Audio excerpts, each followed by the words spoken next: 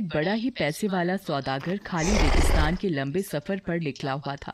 एक बार वो थककर और गर्मी से परेशान होकर थोड़ी देर आराम करने के लिए किसी घने पेड़ों के नीचे रुक गया। तभी उसने एक पानी का छोटा सा तालाब देखा। अरे वाह, शुक्र है ये पानी का तालाब मिल गया, नहीं तो प्यास के मारे मैं मर ही जाता। ओहो। सौदागर उस तालाब से पानी अपनी एक छोटी सी बोतल में भर लेता है। उसने अपने घोड़ों को एक पेड़ से बांध दिया और वहीं घास पर बैठकर अपने थैले में से रोटी और आम निकालकर खाने लगा। आम खाकर वह गुठलियों को इधर उधर फेंक रहा था। खाना खाने के बाद वो फिर अपने घोड़ों को लेकर आगे चलने को तैयार ही हुआ था कि उसके सामने एक भयानक भूतनी आ गई। उसके हाथ में एक बड़ी सी चमकती हुई तलवार थी। कहाँ जा रहे हो? रुको, मैं तुम्हें नहीं छोड़ूंगी, मैं तुझे मार डालूंगी। ओह, भूतनी, मेरा कसूर क्या है? मेरा कसूर क्या है? भूतनी की आंखों से गुस्सा बरस रहा था। तुमने मेरे बेटे का खून किया है। मेरा बेटा जब इस झरने के पास से उड़ रहा था, तब तुम्हारी फेंकी हुई आम की गुठलियों से वो घायल हो गया। भयभीत सौदागर की आंखें डर से फटी जा रही थीं। उसने गिड़गिड़ाकर भूतनी से माफी मांगी, पर भूतनी किसी भी तरह उसे छोड़ने को तैयार नहीं हुई। अच्छा, कम से कम मुझे 1 साल का समय तो दे दो, ताकि मैं अपने सारे बचे खुचे अधूरे काम काज पूरे कर लूं। मैं वादा करता हूँ, जिस दिन ये 1 साल का समय पूरा होगा, उसी दिन मैं ठीक इसी जगह तुमसे मिलूंगा, और फिर अगर इच्छा हो तो आप मुझे मार भी सकती हैं। अच्छा ठीक है, मैं तुझे 1 साल का समय देती हूँ। जा, अपना अधूरा काम पूरा करके आ, लेकिन याद रखियो, मुझसे भागने की कोशिश मत करना। अगर तू अपने वादे पर यहाँ नहीं आया तो तू जहाँ भी होगा मैं तुझे ढूंढ निकालूंगी। इतना कहकर भूतनी गायब हो गई और सौदागर जल्दी से अपने घोड़े पर सवार होकर आगे बढ़ा। सफर पूरा करके जब वो घर पहुंचा तो उसके डरे हुए चेहरे और थके थके शरीर को देखकर उसकी बीवी और बच्चों को हैरानी हुई। सौदागर ने जब उन्हें भूतनी वाली बात बताई तो उन्हें बहुत बुरा लगा। सौदागर जानता था कि भूतनी से बचने का अब कोई रास्ता नहीं है, इसलिए वो अपने काम निपटाने में लग गया। और जिस दिन 1 साल का समय खत्म होने को आया, वो बहुत दुखी मन से अपने बीवी और बच्चों से विदा हुआ। सुनो, अब मैं चलता हूँ, 1 साल का समय पूरा हो चुका है।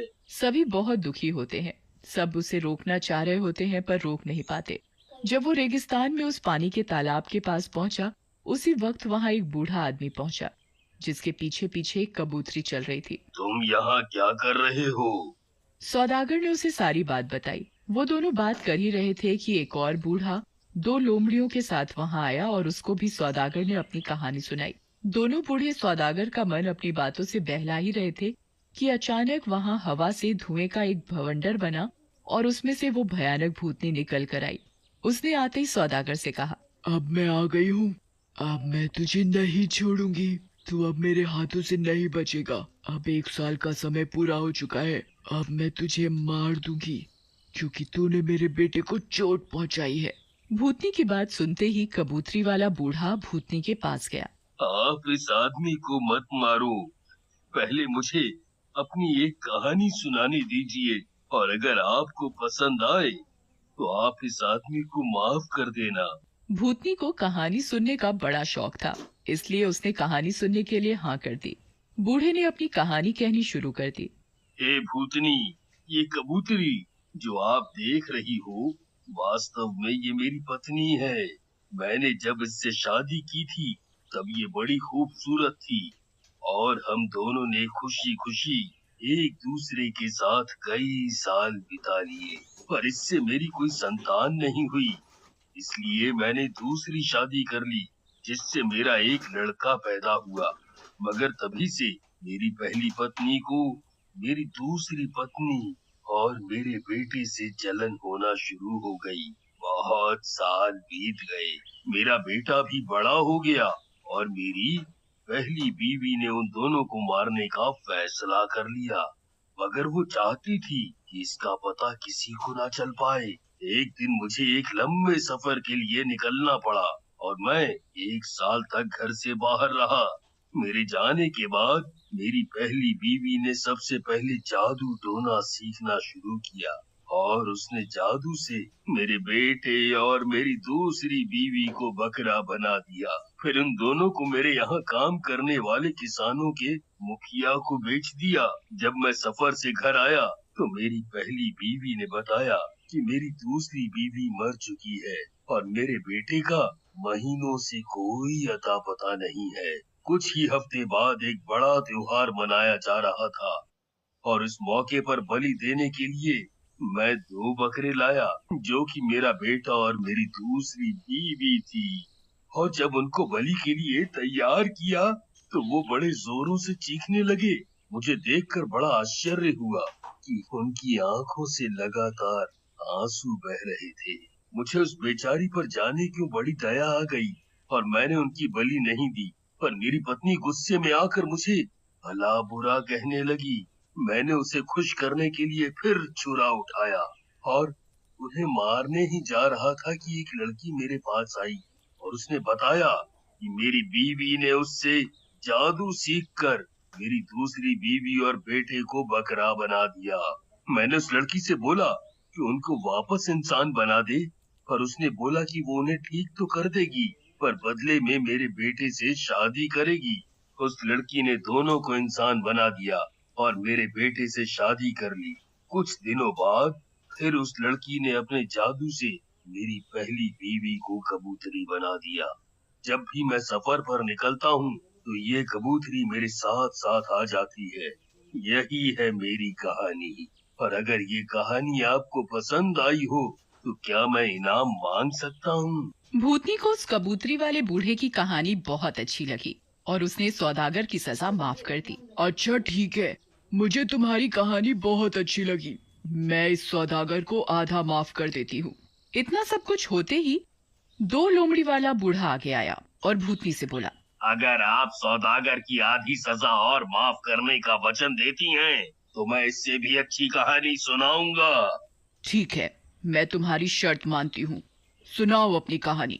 अगर मुझे अच्छी लगी तो मैं सौदागर की आधी सजा और माफ कर दूंगी। ये दोनों लोमड़ी वास्तव में मेरे 2 भाई हैं। जब मेरे पिताजी का देहांत हो गया था तो हम तीनों भाइयों के हिस्से में 1,000 मोहरें आईं और हम लोगों ने उससे व्यापार करना शुरू किया। कुछ दिनों के बाद मेरे सबसे बड़े भाई ने व्यापार का अपना हिस्सा बेच दिया और उससे जो पैसा मिला उसे लेकर वो और दौलत कमाने सफर पर निकल पड़ा। मगर 1 साल के बाद ही वो बिल्कुल संपत्तिहीन होकर घर लौटा। मैंने तब तक काफी पैसा कमा लिया था। मैंने उसे फिर दोबारा शुरुआत करने के लिए कुछ पैसे दिए और वो फिर बहुत खुश हो गया। मेरे दूसरे भाई की भी कुछ ऐसी ही हालत हुई। वो भी साल भर सफर पर बाहर रहने के बाद घर लौटा तो बिल्कुल फटे हाल था। मैंने उसकी भी मदद की और वो फिर से खुश हो उठा। थोड़े दिनों बाद उन लोगों ने मुझे सलाह दी कि व्यापार करने के लिए दूर दूर के देशों में चलते हैं। पहले तो मैं मना करता रहा, फिर बाद में मैं भी तैयार हो गया। हम लोगों ने दूर दूर के देशों का सफर किया और खूब पैसा कमाया। बाहर निकले काफी समय हो चुका था, इसलिए अब हम घर लौटना चाहते थे। पर तभी एक अजीब घटना हुई। एक दिन मैं नदी के किनारे घूम रहा था कि फटे पुराने कपड़ों में एक बड़ी सुंदर लड़की मेरे पास आई और उसने मुझसे शादी करने की इजाजत मांगी। मैंने बहुत सोचा, पर वो इतनी खूबसूरत और नेक लगी कि मैंने उससे शादी कर ली। और मेरे दोनों भाई मेरी दौलत और मेरे अच्छे नसीब से बड़ा जलते थे। एक रात जब मैं और मेरी पत्नी गहरी नींद में सोए थे, मेरे भाइयों ने मुझे और मेरी बीवी को उठाकर नदी में फेंक दिया। इस तरह वो दोनों मेरी सारी संपत्ति हड़पना चाहते थे, पर मेरी अच्छी किस्मत देखिए कि मेरी बीवी परी निकली। उसने मुझे बचा लिया। मगर वो मेरे भाइयों से इतना नाराज हुई कि उन्हें जान से मार देना चाहती थी। मैंने बड़ी मिन्नतें की कि वो उन्हें जान से न मारे और वो राजी हो गई। मगर उसने अपने जादू से मेरे दोनों भाइयों को लोमड़ी बना दिया। और मुझसे कहा कि ये 10 साल तक इसी तरह लोमड़ी बने रहेंगे।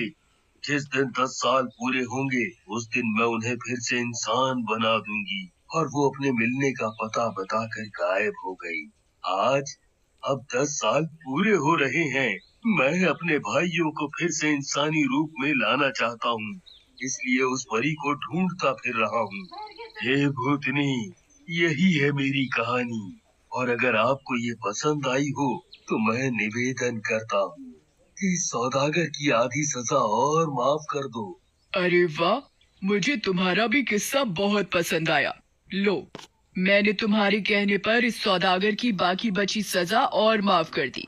फिर एक धुएं का बवंडर उड़ा और उसमें वो भूतनी गायब हो गई। खुश होकर सौदागर ने दोनों बूढ़ों को सीने से लगा लिया और उनका बहुत शुक्रिया किया। अपनी जिंदगी के बाकी दिन उसने बीवी और बच्चों के साथ बड़े सुख चैन से गुजारे।